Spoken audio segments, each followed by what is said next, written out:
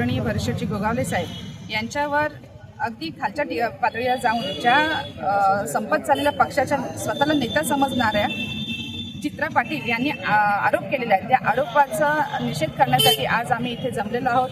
हा आरोपाचा निषेध फक्त माणगाव तालुक्यात नसून रायगडमधील प्रत्येक तालुक्यामध्ये आज होतो आहे।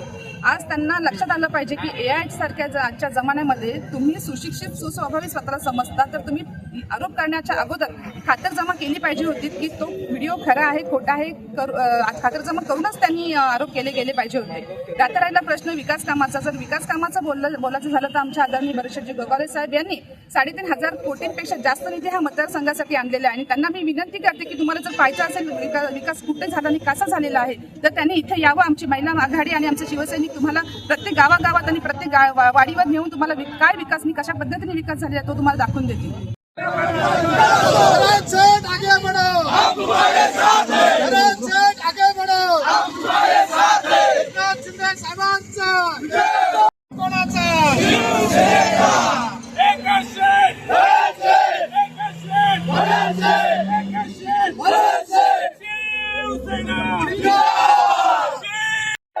हमको जो टकराएगा मिट्टी से मिल जाएगा।